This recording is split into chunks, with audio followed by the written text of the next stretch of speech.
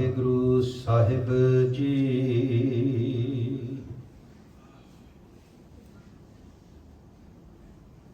ਓੰਕਾਰ ਆਦਿ ਮੈਂ ਜਾਣਾ,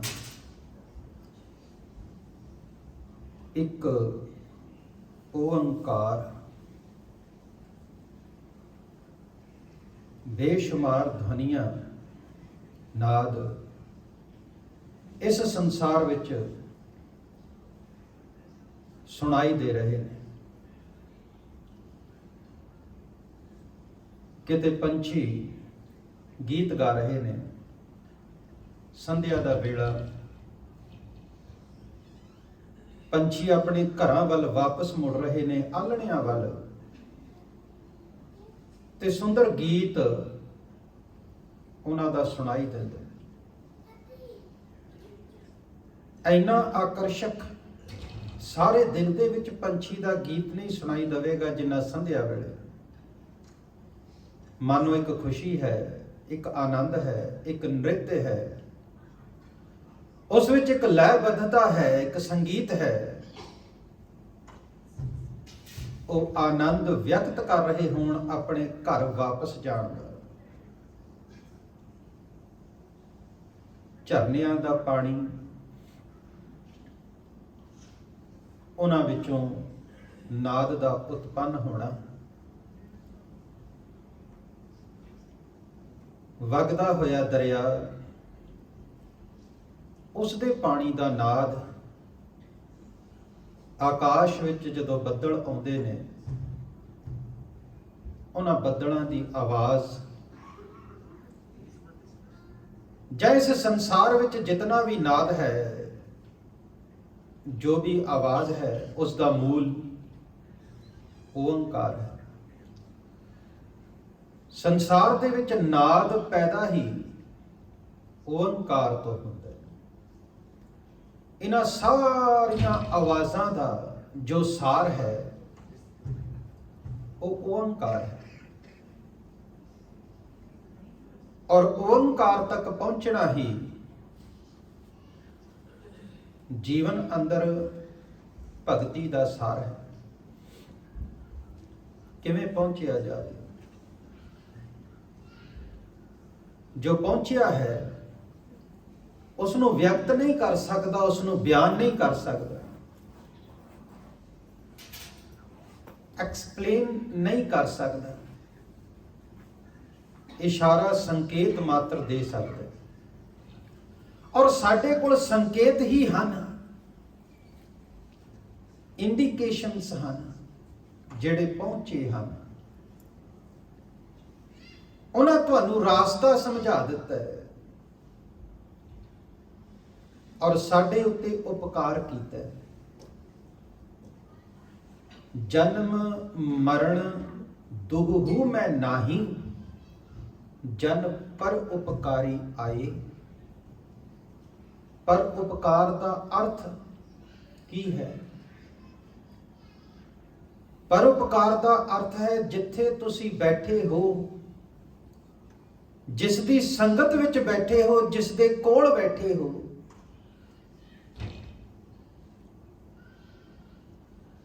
ਉਸ ਦੇ ਕੋਲ ਬੈਠਣਾ ਹੀ ਤੁਹਾਡੇ ਜੀਵਨ ਅੰਦਰ ਉਸ ਮਾਰਗ ਦੀ ਅਨੁਭੂਤੀ ਪ੍ਰਗਟ ਕਰ ਦਿੰਦਾ ਹੈ। ਪਰਉਪਕਾਰ ਦਾ ਅਰਥ ਹੈ ਜੋ ਘਟਨਾ ਬਿਨਾਂ ਬੋਲੇ ਘਟਿਤ ਹੁੰਦੀ ਹੈ, ਜਿੱਥੇ ਬੋਲਣ ਦੀ ਵੀ ਜ਼ਰੂਰਤ ਨਹੀਂ ਰਹਿ ਜਾਂਦੀ, ਜਿੱਥੇ ਨਾਦ ਸ਼ਬਦ ਦੀ ਵੀ ਜ਼ਰੂਰਤ ਨਹੀਂ ਰਹਿ ਜਾਂਦੀ, ਜਿੱਥੇ ਸੁਨ ਹੈ ਸੁਨ ਸਮਾਧ, ਅਨਹਦ ਤਹਿ ਨਾਦ ਕਹਿ ਨਾ ਜਾਈ, ਅਚਰਜ ਬਿਸਮਾਦ।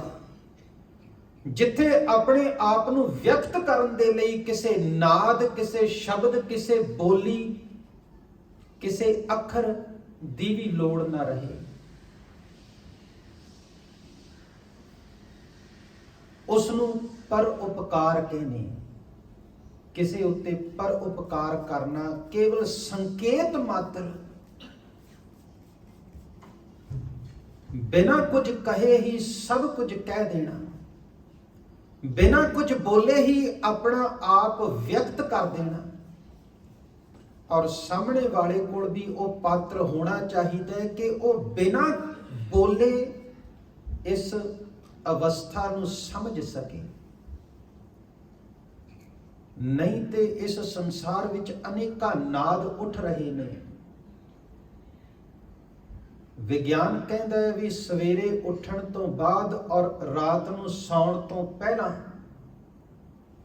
ਇੱਕ ਮਨੁੱਖ ਘੱਟੋ ਘੱਟ 10 ਲੱਖ ਤਰੀਕੇ ਦਾ ਨਾਦ ਸੁਣਦਾ ਹੈ, ਜੋ ਉਸ ਦੇ ਦਿਮਾਗ ਦੇ ਅੰਦਰ ਜਾ ਕੇ ਛਪਦਾ ਹੈ। ਇਹਨਾਂ ਕੰਨਾਂ ਰਾਹੀਂ 10 ਲੱਖ ਤਰੀਕੇ ਦਾ ਨਾਦ ਸਵੇਰ ਤੋਂ ਸ਼ਾਮ ਤੱਕ ਸੁਣਿਆ ਜਾਂਦਾ ਹੈ।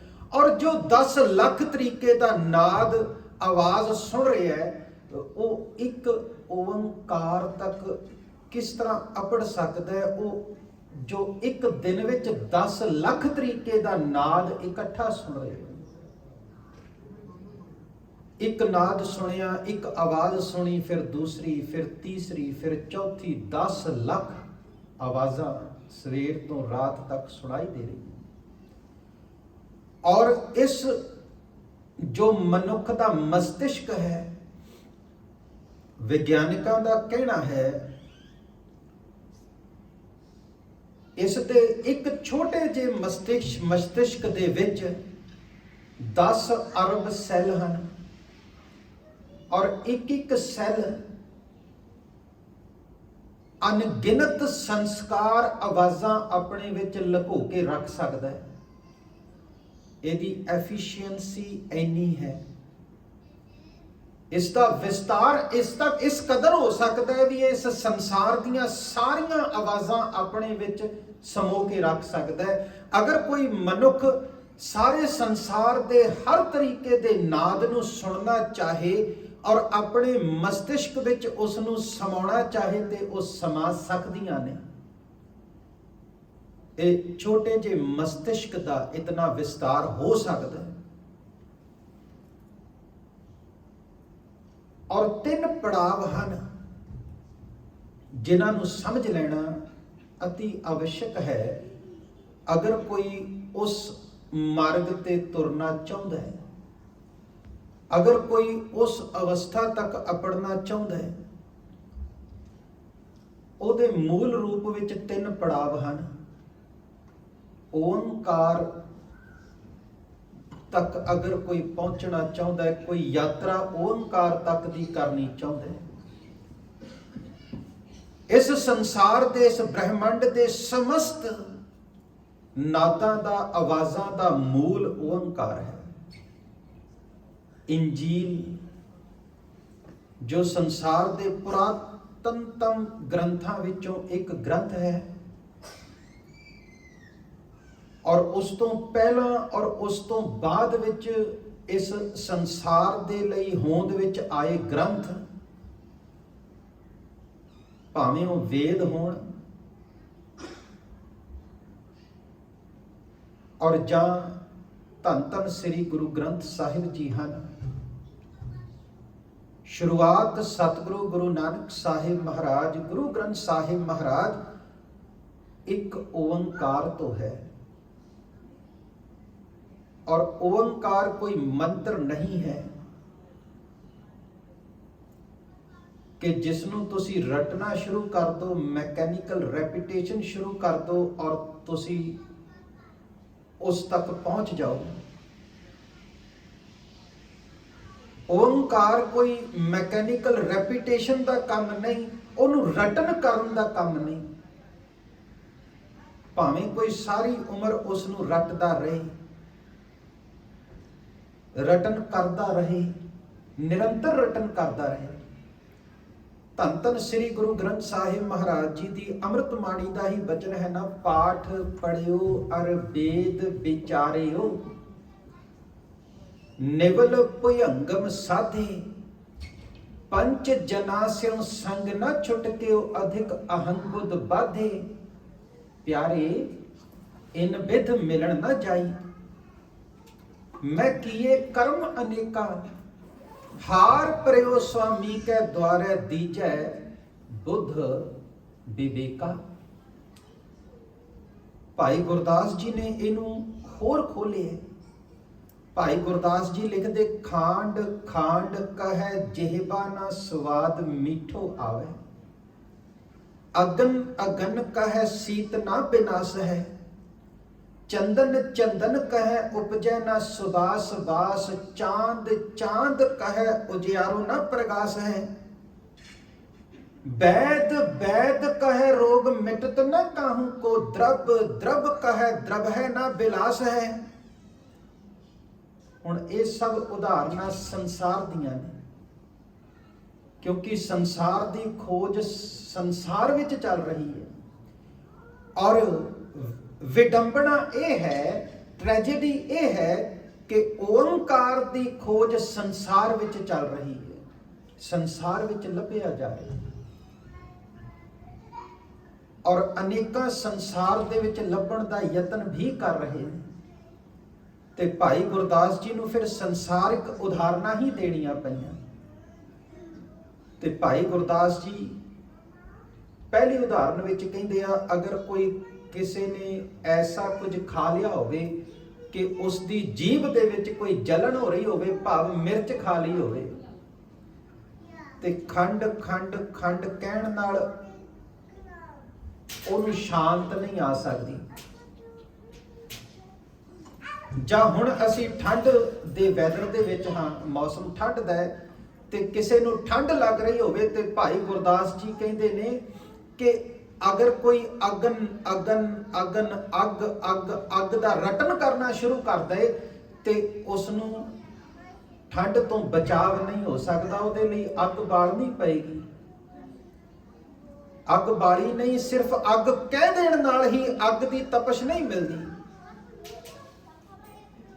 ਔਰ ਇਸ ਨੂੰ ਅਗਰ ਹੋਰ ਅੱਗੇ ਜਾ ਕੇ ਭਾਈ ਗੁਰਦਾਸ ਜੀ ਨੇ ਸਾਡੇ ਸੰਸਾਰਿਕ ਲੈਵਲ ਤੇ ਗੱਲ ਕੀਤੀ ਕਿ द्रव द्रव ਕਹੈ द्रव ਹੈ ਨਾ ਵਿਲਾਸ ਹੈ, ਇਸ ਗੱਲ ਨੂੰ ਤਾਂ ਸੌਖਾ ਸਮਝਿਆ ਜਾ ਸਕਦਾ ਹੈ ਮਨੁੱਖੀ ਸੰਸਾਰ ਦੇ ਮਨੁੱਖਾਂ ਦੇ ਰਾਹੀਂ ਕਿ ਅਗਰ ਕਿਸੇ ਨੇ ਪੈਸਾ ਕਮਾਉਣਾ ਹੋਵੇ ਤੇ ਉਹ ਸਵੇਰੇ ਮਾਲਾ ਹੱਥ ਵਿੱਚ ਫੜ ਲਏ ਤੇ ਪੈਸਾ ਪੈਸਾ ਪੈਸਾ ਪੈਸਾ ਇਹਦਾ ਰਟਨ ਕਰਨ ਲੱਗ ਜਾਏ ਤੇ ਪੈਸੇ ਦਾ ਮੀਂਹ ਨਹੀਂ ਪੈਂਦਾ, ਉਹਨੂੰ ਤੇ ਮਿਹਨਤ ਕਰਨੀ ਪਊਗੀ।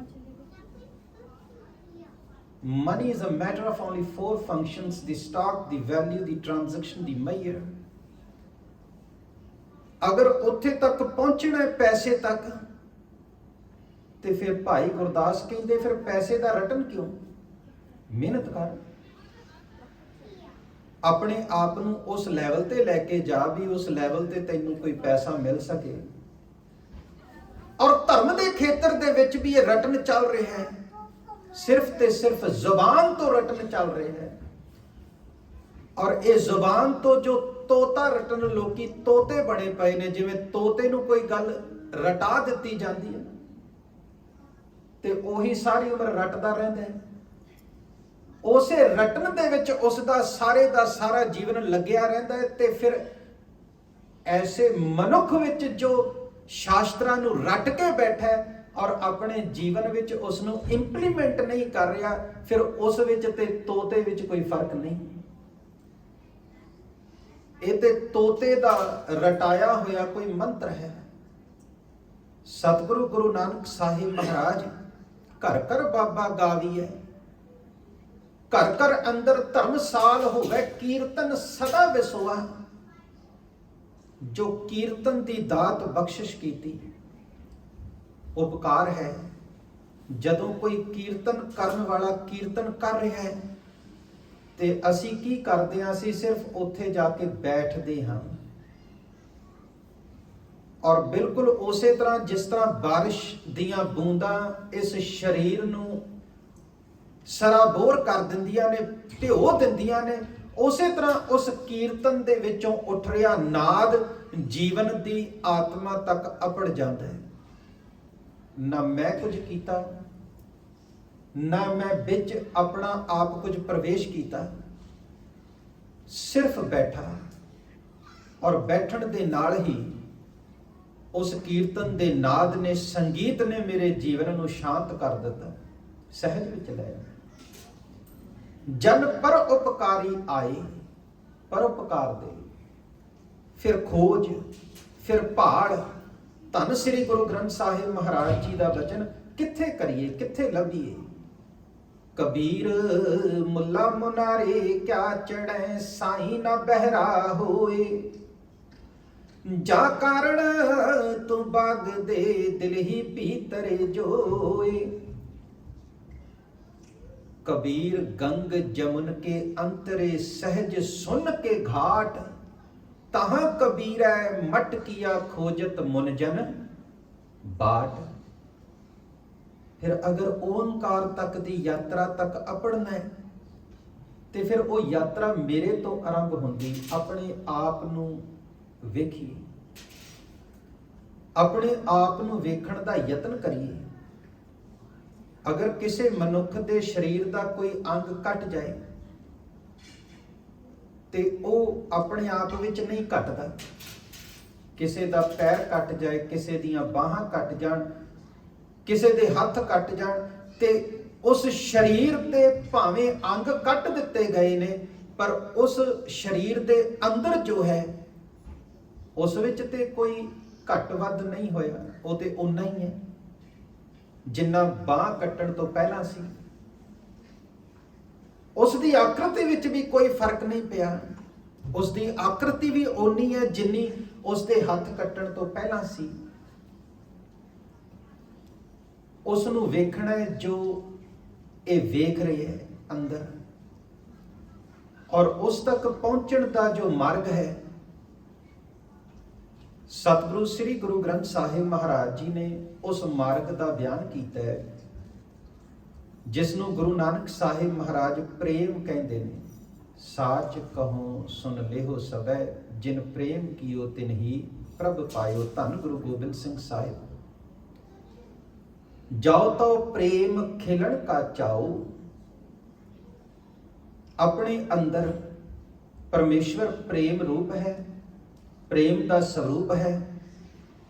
फिर मेरे अंदर जो जो प्रेम पूर्वक है, मैं उसनूं पकड़ना शुरू कर दिया, और जो जो अप्रेम है, जिस विच प्रेम नजर नहीं आउंदा, घृणा नजर आउंदी, उहनूं छड्डना शुरू कर दिया।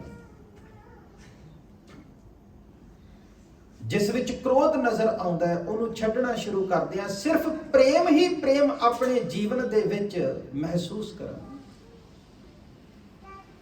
और ज्यों-ज्यों प्रेम वधदा जावेगा, त्यों-त्यों जीवन दे विच परमेश्वर प्रभु परमात्मा ते आनंद विच वाधा आउणा शुरू हुंदा जाएगा। और प्रेम नूं छड्डना है, प्रेम नूं पकड़ना है, और जीवन प्रेम पूर्वक अपने आप नूं पूर्ण प्रेम दे विच हौली हौली हौली हौली प्रविष्ट कर लेगा।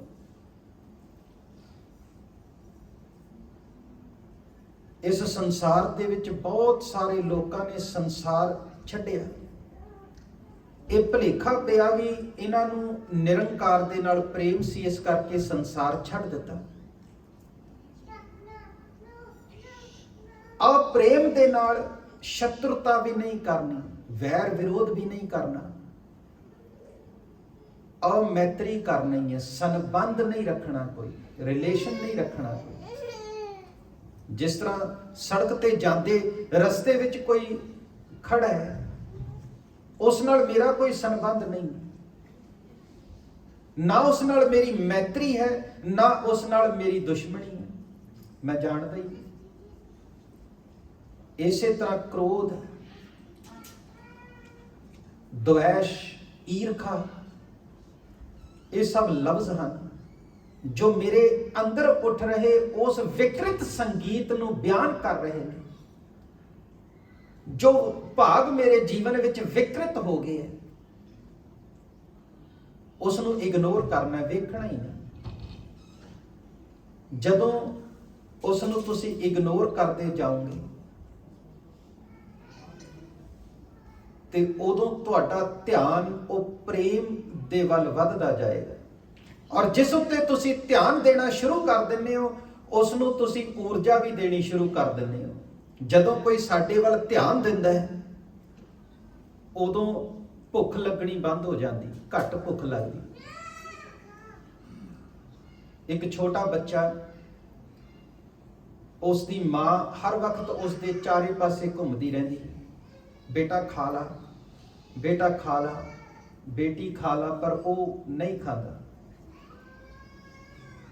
ਉਸ ਉੱਤੇ ਧਿਆਨ ਹੀ ਇਤਨਾ ਦਿੱਤਾ ਜਾ ਰਿਹਾ, ਔਰ ਧਿਆਨ ਪਰਿਪੂਰਕ ਹੈ ਭੁੱਖ ਦਾ, ਪਰਿਪੂਰਕ ਹੈ ਭੁੱਖ ਦਾ। ਭੁੱਖ ਨਾ ਲੱਗਣ ਦਾ ਕਾਰਨ ਧਿਆਨ ਹੈ। ਤੁਸੀਂ ਆਪਣੀ ਊਰਜਾ, ਆਪਣੀ એનર્ਜੀ ਧਿਆਨ ਦੇ ਰੂਪ ਵਿੱਚ ਉਸ ਨੂੰ ਦੇ ਰਹੇ ਹੋ, ਔਰ ਉਸ ਦੀ ਪੂਰਤੀ ਹੋ ਰਹੀ ਹੈ। ਉਸ ਨੂੰ ਹੋਰ એનર્ਜੀ ਦੀ ਲੋੜ ਨਹੀਂ, ਇਸ ਕਰਕੇ ਉਹ ਰੋਟੀ ਨਹੀਂ ਖਾਂਦਾ, ਪ੍ਰਸ਼ਾਦਾ ਨਹੀਂ ਛਕਦਾ, ਉਸ ਤਰੀਕੇ ਦੇ ਨਾਲ ਫੂਡ ਡਾਈਟ ਫੋਲੋ ਨਹੀਂ ਕਰਦਾ।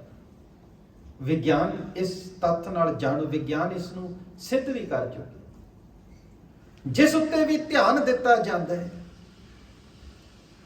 ਉਸ ਨੂੰ ਤੁਸੀਂ ਤਾਕਤ ਦੇ ਰਹੇ ਹੋ, એનર્ਜੀ ਦੇ ਰਹੇ ਹੋ। ਇਸੇ ਤਰ੍ਹਾਂ ਤੁਸੀਂ ਜਿਸ ਉੱਤੇ ਆਪਣੇ ਜੀਵਨ ਵਿੱਚ ਧਿਆਨ ਕੇਂਦਰਿਤ ਕਰ ਦਿੰਦੇ ਹੋ, ਜਿਸ ਨੂੰ ਵੀ ਤੁਸੀਂ ਨਾ ਕਹਿੰਦੇ ਹੋ, ਨਾ ਕਹਿੰਦਿਆਂ ਸਾਰ ਹੀ ਉਸ ਉੱਤੇ ਧਿਆਨ ਕੇਂਦਰਿਤ ਹੋਣਾ ਸ਼ੁਰੂ ਹੋ ਜਾਂਦਾ ਹੈ। ਜੇ ਤੁਸੀਂ ਕਾਮ ਨੂੰ ਨਾ ਕਹਿ ਰਹੇ ਹੋ ਤੇ ਕਾਮ ਉੱਤੇ ਧਿਆਨ ਕੇਂਦਰਿਤ ਸ਼ੁਰੂ ਹੋਣਾ ਸ਼ੁਰੂ ਹੋ ਜਾਊਗਾ। ਸਾਰੇ ਦਾ ਸਾਰਾ ਧਿਆਨ ਕਾਮ ਤੇ ਚਲਿਆ ਜਾਓ। ਮੈਂ ਕਾਮ, ਮੈਂ ਕ੍ਰੋਧ, ਮੈਂ ਲੋਭ। ਫਿਰ ਉਹਨਾਂ ਪੁਆਇੰਟਸ ਤੇ, ਕੇਂਦਰ ਤੇ ਜਦੋਂ ਧਿਆਨ ਕੇਂਦਰਿਤ ਹੋਣ ਲੱਗ ਗਿਆ, ਫਿਰ ਨਾ ਚਾਹੁੰਦਿਆਂ ਹੋਇਆਂ ਵੀ ਸਾਰੀ ਊਰਜਾ ਉਧਰ ਨੂੰ ਵਗਣ ਲੱਗ ਪਏਗੀ।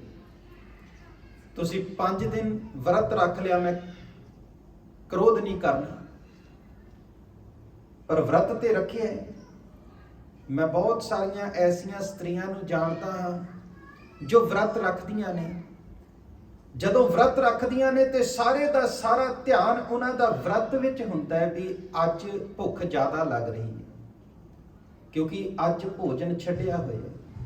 ਧਿਆਨ ਬਾਰ-ਬਾਰ ਪਾਣੀ ਵੱਲ ਜਾਂਦਾ ਹੈ, ਧਿਆਨ ਬਾਰ-ਬਾਰ। ਜਦੋਂ ਕਰਵਾ ਚੌਥ ਆਉਂਦਾ ਉਦੋਂ ਅਸੀਂ ਵਰਤ ਰੱਖਦੇ ਹਾਂ, ਸਾਰੇ ਦਾ ਸਾਰਾ ਧਿਆਨ ਸਾਰਾ ਦਿਨ ਪਾਣੀ ਵਿੱਚ ਰਹਿੰਦਾ ਹੈ ਕਿ ਪਾਣੀ ਨਹੀਂ ਪੀਣਾ, ਕੋਈ ਪਾਣੀ ਨਾ ਸਾਹਮਣੇ ਲੈ ਕੇ ਆਵੇ। ਇਤਿਹਾਸ ਵਿੱਚ ਜੋ ਮੀਰਾ ਦੇ ਜੀਵਨ ਦੀ ਘਟਨਾ ਹੈ, ਵਰਿੰਦਾਵਨ ਦੇ ਵਿੱਚ ਇਸਤਰੀ ਨੂੰ ਜਾਣ ਦੀ ਇਜਾਜ਼ਤ ਨਹੀਂ। ਕੋਈ ਇਸਤਰੀ ਵਰਿੰਦਾਵਨ ਦੇ ਮੰਦਿਰ ਦੇ ਅੰਦਰ ਐਂਟਰ ਨਹੀਂ ਕਰ ਸਕਦੀ। ਕਮਾਲ ਹੈ, ਸ਼੍ਰੀ ਕ੍ਰਿਸ਼ਨ ਦਾ ਮੰਦਿਰ ਹੈ ਔਰ ਇਸਤਰੀ ਨਹੀਂ ਜਾ ਸਕਦੀ, ਪਰ ਮੀਰਾ ਗਈ।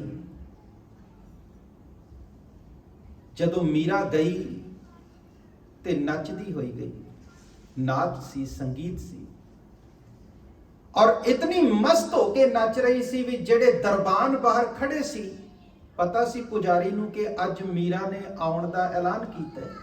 ਸਭ ਨੂੰ ਪਤਾ ਸੀ ਕਿ ਮੀਰਾ ਆ ਰਹੀ, ਪਰ ਫਿਰ ਵੀ ਉਸ ਜਿਹੜੇ ਸਿਕਿਉਰਿਟੀ ਲਈ ਖੜੇ ਸਨ ਦਰਬਾਨ, ਉਹ ਮੀਰਾ ਨੂੰ ਰੋਕ ਨਹੀਂ ਸਕੇ।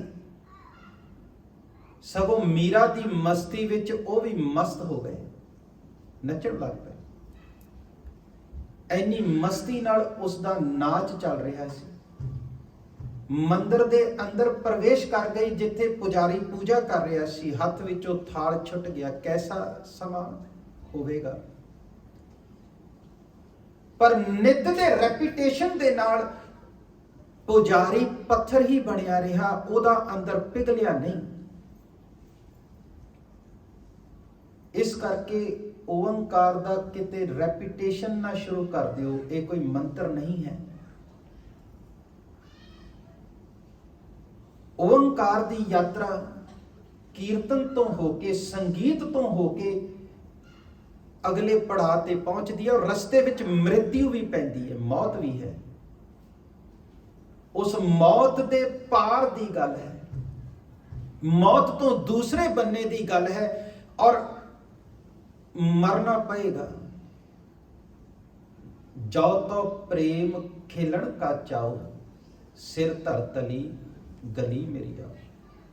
ਇੱਕ ਬੀਜ ਨੂੰ ਮਰਨਾ ਪਏਗਾ, ਗਲਣਾ ਪਏਗਾ, ਸੜਨਾ ਪਏਗਾ, ਤਾਂ ਹੀ ਉਹ ਰੁੱਖ ਬਣ ਸਕਦਾ ਹੈ, ਦਰਖਤ ਬਣ ਸਕਦਾ ਹੈ। ਅਗਰ ਉਹ ਨਾ ਮਰੇ ਤੇ ਫਿਰ ਉਹ ਰੁੱਖ ਨਹੀਂ ਬਣ ਸਕਦਾ, ਦਰਖਤ ਨਹੀਂ ਬਣ ਸਕਦਾ। ਆਪਣੇ ਭੀਤਰ ਤੋਂ ਯਾਤਰਾ ਆਰੰਭ ਕਰਨੀ ਹੈ। ਜੋ ਜੋ ਮੇਰੇ ਜੀਵਨ ਵਿੱਚ ਪ੍ਰੇਮ ਪੂਰਵਕ ਹੈ ਉਸ ਨੂੰ ਐਕਸੈਪਟ ਕਰਨਾ ਹੈ। ਜੋ ਜਿਸ ਵਿੱਚ ਪ੍ਰੇਮ ਨਹੀਂ ਹੈ ਉਸ ਨੂੰ ਐਕਸੈਪਟ ਨਹੀਂ ਕਰਨਾ, ਇਗਨੋਰ ਕਰ ਦੇਣਾ। ਨਾ ਮਿੱਤਰਤਾ ਨਾ ਸ਼ਤਰੁਤਾ, ਕਿਉਂਕਿ ਜਿਸ ਨਾਲ ਸ਼ਤਰੁਤਾ ਹੈ ਉਸ ਵੱਲ ਵੀ ਧਿਆਨ ਵਾਰ-ਵਾਰ ਜਾਂਦਾ ਹੈ, ਜਿਸ ਨਾਲ ਮਿੱਤਰਤਾ ਹੈ ਉਸ ਨਾਲ ਵੀ ਧਿਆਨ ਵਾਰ-ਵਾਰ ਜਾਂਦਾ ਹੈ। ਜਿਸ ਵੱਲ ਸ਼ਤਰੁਤਾ ਹੋਵੇਗੀ ਉਸ ਵੱਲ ਧਿਆਨ ਵਾਰ-ਵਾਰ ਜਾਵੇਗਾ। ਸ਼ਤਰੂ ਵੱਲ ਧਿਆਨ ਜ਼ਿਆਦਾ ਜਾਂਦਾ, ਮਿੱਤਰ ਵੱਲ ਘਟ ਜਾਂਦਾ। ਕਾਮ ਨਾਲ ਸ਼ਤਰੁਤਾ ਨਹੀਂ ਪਾ ਲੈਣੀ, ਕ੍ਰੋਧ ਨਾਲ ਸ਼ਤਰੁਤਾ ਨਹੀਂ ਪਾਲਣੀ, ਸਿਰਫ ਇਗਨੋਰ ਕਰਨਾ ਹੈ। ਬਿਲਕੁਲ ਉਸੇ ਤਰ੍ਹਾਂ ਅਗਰ ਆ ਰਹੇ ਹੈ ਤੇ ਆਉਣ ਦਿਓ, ਜਿਸ ਤਰ੍ਹਾਂ ਆਇਆ ਉਸ ਤਰ੍ਹਾਂ ਚਲਿਆ ਵੀ ਜਾਵੇਗਾ। ਜਿਸ ਤਰ੍ਹਾਂ ਆਇਆ ਸੀ, ਕੋਈ ਤਰੰਗ ਉੱਠੀ ਹੈ, ਉਹ ਤਰੰਗ ਉਸ ਤਰ੍ਹਾਂ ਸ਼ਾਂਤ ਵੀ ਹੋ ਜਾਵੇਗੀ। ਔਰ ਇਸੇ ਤਰ੍ਹਾਂ ਸਾਰੇ ਜੀਵਨ ਦੇ ਵਿੱਚ ਕਈ ਤਰੰਗਾਂ ਉੱਠਣਗੀਆਂ ਔਰ ਕਈ ਤਰੰਗਾਂ ਉਸੇ ਤਰ੍ਹਾਂ ਉਸ ਪਾਣੀ ਵਿੱਚ ਵਿਲੀਨ ਹੋ ਜਾਣਗੀਆਂ ਜਿੱਥੋਂ ਉੱਠੀਆਂ ਸੀ। ਅਗਰ ਮੈਂ ਤਰੰਗ ਤੇ ਸਵਾਰ ਹੋ ਜਾਵਾਂਗਾ ਤੇ ਹੋ ਸਕਦਾ ਹੈ ਕਿਤੇ ਡੋਲ ਜਾਵਾਂ, ਕਿਉਂਕਿ ਮੈਂ ਤਰੰਗ ਨਹੀਂ ਹਾਂ, ਮੈਂ ਦ੍ਰਿਸ਼ਟਾ ਹਾਂ, ਵੇਖਣ ਵਾਲਾ ਹਾਂ। ਔਰ ਜੋ ਪ੍ਰੇਮ ਪੂਰਵਕ ਹੈ ਉਸ ਉੱਤੇ ਪੂਰਨ ਧਿਆਨ, ਉਸ ਵਿੱਚ ਆਪਣਾ ਆਪ ਡਬੋ ਦੇਣਾ, ਉਸ ਵਿੱਚ ਆਪਣਾ ਆਪ ਸ਼ਾਮਿਲ ਕਰ ਦੇਣਾ ਤੇ ਜੀਵਨ ਪ੍ਰੇਮ ਨੂੰ ਪਾਉਣ ਵਿੱਚ ਸਮਰੱਥ ਹੋ ਜਾਏਗਾ। ਔਰ ਉਸੇ ਪ੍ਰੇਮ ਤੋਂ ਜੋ ਮਾਰਗ ਖੁੱਲੇਗਾ, ਜੋ ਦਰਵਾਜ਼ਾ ਖੁੱਲੇਗਾ, ਉਹ ਦਰਵਾਜ਼ਾ ਪਰਮਾਤਮਾ ਵੱਲ ਲੈ ਕੇ ਜਾਵੇਗਾ, ਨਿਰੰਕਾਰ ਵੱਲ ਲੈ ਕੇ ਜਾਵੇਗਾ। ਕਿਉਂਕਿ ਇਸ ਸੰਸਾਰ ਵਿੱਚ ਜੋ ਅਸੀਂ ਕਰਦੇ ਹਾਂ ਉਹੀ ਅਸੀਂ ਬਣ ਜਾਂਦੇ ਹਾਂ। ਇਸ ਨੂੰ ਸਮਝਣਾ ਹੈ ਕਿ ਜੇ ਕੋਈ ਮੂਰਤੀ ਬਣੀ ਹੈ ਤੇ ਮੂਰਤੀ ਦੇ ਬਣਨ ਦੇ ਨਾਲ ਹੀ ਮੂਰਤੀਕਾਰ ਵੀ ਪੈਦਾ ਹੋਇਆ। ਕੱਲੀ ਮੂਰਤੀ ਦਾ ਜਨਮ ਨਹੀਂ ਹੋਇਆ, ਇੱਕ ਮੂਰਤੀਕਾਰ ਦਾ ਵੀ ਜਨਮ ਹੋਇਆ। ਅਗਰ ਕੋਈ ਕਵਿਤਾ ਲਿਖੀ ਗਈ ਹੈ ਤੇ ਕੱਲੀ ਕਵਿਤਾ ਦਾ ਜਨਮ ਨਹੀਂ ਹੋਇਆ, ਕਵੀ ਦਾ ਵੀ ਜਨਮ ਹੋਇਆ। ਅਗਰ ਕੋਈ ਸੰਗੀਤ ਗਾਇਆ ਜਾ ਰਿਹਾ ਹੈ ਤੇ ਉੱਥੇ ਸਿਰਫ ਸੰਗੀਤ ਜਾਂ ਨਾਦ ਦਾ ਹੀ ਜਨਮ ਨਹੀਂ ਹੋ ਰਿਹਾ, ਸੰਗੀਤਕਾਰ ਦਾ ਵੀ ਬਿਲਕੁਲ ਪੈਰਲਲ ਜਨਮ ਹੋਇਆ। ਅਗਰ ਕਿਸੇ ਬੱਚੇ ਦਾ ਜਨਮ ਹੋਇਆ ਤੇ ਕੱਲਾ ਬੱਚਾ ਨਹੀਂ ਜਨਮ ਲੈ ਰਿਹਾ, ਇਹ ਇੱਕ ਪੱਖ ਹੈ। ਦੂਸਰਾ ਪੱਖ ਹੈ ਉਸੇ ਵਕਤ, ਉਸੇ ਛਣ, ਜਿਸ ਛਣ ਬੱਚੇ ਦਾ ਜਨਮ ਹੋਇਆ, ਇੱਕ ਮਾਂ ਦਾ ਵੀ ਜਨਮ ਉਸੇ ਛਣ ਹੋਇਆ। ਮਾਂ ਬੱਚੇ ਨੂੰ ਜਨਮ ਦੇਣ ਤੋਂ ਪਹਿਲਾਂ ਇੱਕ ਆਮ ਇਸਤਰੀ ਸੀ, ਮਾਂ ਨਹੀਂ ਸੀ, ਔਰਤ ਨਹੀਂ, ਔਰਤ ਸੀ। ਉਹਦੇ ਵਿੱਚ ਸੰਭਾਵਨਾ ਸੀ ਉਸ ਵਕਤ ਮਾਂ ਹੋਣ ਜਾਣ ਦੀ, ਪਰ ਮਾਂ ਨਹੀਂ ਸੀ ਹੋਈ। ਬੱਚੇ ਦਾ ਜਨਮ ਹੋਇਆ ਨਹੀਂ, ਜਿਸ ਛਣ ਹੋਇਆ ਉਸੇ ਛਣ ਉਹ ਮਾਂ ਵੀ ਬਣ ਗਈ। ਜਿਸ ਛਣ ਕੋਈ ਪਾਪ ਕੀਤਾ ਜਾਂਦਾ ਤੇ ਉਸੇ ਛਣ ਕੱਲਾ ਪਾਪ ਦਾ ਜਨਮ ਨਹੀਂ ਹੋਇਆ, ਪਾਪੀ ਦਾ ਵੀ ਜਨਮ ਹੋਇਆ ਜਿਸਨੇ ਉਹ ਪਾਪ ਕੀਤਾ ਹੈ। ਪੈਰਲਲ ਹੈ। ਜੋ ਅਸੀਂ ਕਰਦੇ ਹਾਂ ਉਹ ਅਸੀਂ ਬਣ ਜਾਂਦੇ ਹਾਂ। ਇਸ ਕਰਕੇ ਅਗਰ ਕੋਈ ਪ੍ਰੇਮ ਕਰ ਰਿਹਾ, ਪ੍ਰੇਮ ਵਿੱਚ ਡੁੱਬਿਆ ਹੋਇਆ, ਤੇ ਕੱਲਾ ਪ੍ਰੇਮ ਦਾ ਜਨਮ ਨਹੀਂ ਹੋਇਆ, ਪ੍ਰੇਮੀ ਦਾ ਵੀ ਜਨਮ ਹੋਇਆ ਜੋ ਪ੍ਰੇਮ ਕਰਨ ਵਾਲਾ ਹੈ। ਈਰਖਾ ਵਿੱਚ ਡੁੱਬਾਂਗੇ ਤੇ ਈਰਖਾਲੂ ਦਾ ਜਨਮ ਹੋਵੇਗਾ। ਦਵੈਸ਼ ਵਿੱਚ ਡੁੱਬਾਂਗੇ ਤੇ ਦਵੈਸ਼ੀ ਦਾ ਜਨਮ ਹੋਵੇਗਾ। ਕ੍ਰੋਧ ਵਿੱਚ ਡੁੱਬਾਂਗੇ ਤੇ ਕ੍ਰੋਧੀ ਦਾ ਜਨਮ ਹੋਵੇਗਾ। ਮੇਰੇ ਜੀਵਨ ਅੰਦਰ ਜੋ ਮੈਂ ਕਰਾਂਗਾ ਉਹ ਉਸ ਲਈ ਕੋਈ ਟਾਈਮ ਵੇਟ ਨਹੀਂ ਕਰਨਾ ਪੈਣਾ, ਉਸੇ ਵਕਤ ਮੇਰੇ ਉੱਤੇ ਉਸ ਦਾ ਆਪੋਜ਼ਿਟ ਇੰਪੈਕਟ ਪੈ ਜਾਏਗਾ। ਇਸ ਨੂੰ ਸਾਇੰਸ ਦੇ ਵਿੱਚ ਕਿਹਾ ਜਾਂਦਾ ਕਿ ਆਪੋਜ਼ਿਟ ਰਿਐਕਸ਼ਨ ਉਸੇ ਵਕਤ ਕ੍ਰੀਏਟ ਹੋ ਜਾਂਦਾ ਜਦੋਂ ਮੈਂ ਕੁਝ ਕਰਦਾ ਹਾਂ। ਸੋ ਪਹਿਲਾ ਪੜਾਵ ਤੇ ਹੈ ਕਰਮ, ਦੂਸਰਾ ਪੜਾਵ ਹੈ ਗਿਆਨ ਔਰ ਤੀਸਰਾ ਪੜਾਵ ਹੈ ਭਗਤੀ। ਕਰਮ ਕੀਤਿਆਂ ਓੰਕਾਰ ਤੱਕ ਨਹੀਂ ਅਪੜਿਆ ਜਾ ਸਕਦਾ। ਕਰਮ ਧਰਮ ਪਾਖੰਡ ਜੋ ਦੀਸੈ, ਔਰ ਸੰਸਾਰ ਵਿੱਚ ਬੇਅੰਤ ਬੇਸ਼ੁਮਾਰ ਕਰਮ ਕੀਤੇ ਜਾ ਰਹੇ ਨੇ, ਓੰਕਾਰ ਫਿਰ ਵੀ ਪਕੜ 'ਚ ਨਹੀਂ ਆ ਰਿਹਾ। दूसरा है ज्ञान। ज्ञान उत्थे तक अपड़ नहीं सकता जदों कर्म और ज्ञान इन्हां दोनां विचों जीवन बाहर निकल जाता है, फिर जीवन विच प्रेम प्रगट हुंदा है और प्रेम भगती उत्ते असवार होके परमेश्वर दे द्वार नूं खड़काउंदा है। और जदों ऐसा प्रेमी परमेश्वर दे द्वार ते अपड़दा है ते की कहंदा है, तू कुन रे कुन, तैनू एक बेनती है सुन। पंजाबी माझे दी बोली कूणा, फारसी बोली दा लफ्ज है कुन। यक अर्ज गुफ्तम पेश तो दर गोश कुन करतार, कुन करतार। हका कबीर करीम तू बेऐब परवरदिगार। हे परमेश्वर सुन कुन। फिर उत्थे ਉਹ ਅਪੜ ਕੇ ਉੱਥੇ ਪਹੁੰਚ ਕੇ ਆਪਣੀ ਬੇਨਤੀ ਉਸ ਪਰਮੇਸ਼ਵਰ ਨੂੰ ਸੁਣਾਉਂਦਾ ਹੈ। ਓੰਕਾਰ ਰੂਪ ਓੰਕਾਰ ਵਿੱਚ ਲੀਨ ਹੋ ਜਾਂਦਾ ਹੈ, ਡੁੱਬ ਜਾਂਦਾ ਹੈ। ਓੰਕਾਰ ਇਸ ਸੰਸਾਰ ਵਿੱਚ ਸਾਰੇ ਨਾਦਾਂ ਦਾ, ਸਾਰੀਆਂ ਧੁਨੀਆਂ ਦਾ ਸਾਰ ਹੈ, ਜਿਸ ਦਾ ਮਾਰਗ ਮੇਰੇ ਹਿਰਦੇ ਤੋਂ ਹੋ ਕੇ ਮੇਰੇ ਹਿਰਦੇ ਦੇ ਰਾਹੀਂ ਜਿਸ ਦੇ ਦਰ ਦਾ, ਜਿਸ ਦੇ ਮਾਰਗ ਦਾ ਦੁਆਰ ਖੁੱਲਦਾ ਹੈ। सतगुरु बख्शिश कर, रहमत करन साडे सारियां ते। साडे जीवन विच जो भी कुछ प्रेम पूर्वक है, भावें छोटे तो छोटा क्षण है जिस विच प्रेम पूर्वक मैं सम्मिलित हाँ, डुबिया होया हाँ, उस नूं ना छड्डो। उस नूं इस तरह फड़ लो भी उस नूं जान नहीं देना। और जिस विच अप्रेम है उस नूं इग्नोर कर दो ते ये जीवन परम आनंद की यात्रा वाल नूं तुर सकदा है, निरंकार की यात्रा वाल नूं तुर सकदा है। उसका जो स्रोत है मूल वो कीर्तन है। सो कीर्तन विच ये जीवन जुड़ जाए तो परमेश्वर के दर की यात्रा आरंभ हो सकती है। आप समूह संगत का बहुत बहुत धन्यवाद। तुसीं बहुत ही रुझेवें भरे समय चो समा कढ़िया, हाज़रियां भरियां। इसे तरह जिन्हां ने परमेश्वर की बंदगी की, उन्हां परमेश्वर होने की भी गल कही। राम कबीरा एक भय है, कोई न सक है पछान। अब तो जाए चढ़ै सिंहासन, मिले है सारंग पानी। तो ही मोही मोही तो ही, अंतर कैसा कनिक कटक जल तरंग जैसा। होइयां बेअंत भुलां दी खिमा। आओ भाई गुरमनप्रीत सिंह जी की जथे पासों अमृतमई बाणी के कीर्तन सरवण करते हैं जी। देव असीस, बुलाओ गज के फतेह।